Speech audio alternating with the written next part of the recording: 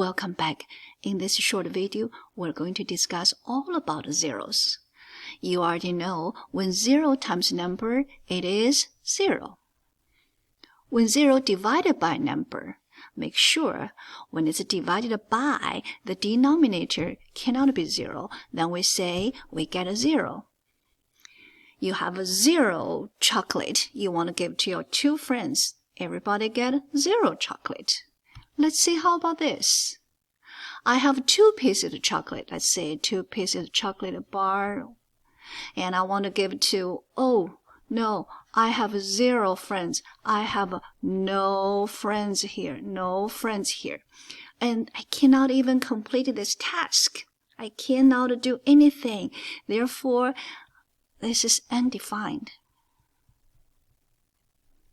Let's look at this one. This is a new rule we just learned recently. 2 has an exponent that says 0. So this is our 0 exponent. It gives us 1. How about a 0 has a power of 2? The exponent says 2. That means 0 gonna times itself 2 times. It's still 0. All right, our last one, 0 this time has exponent that says -2. What is happening? Remember, we can first understand it as a reciprocal. So add 1, add bar, 0 has 2 powers.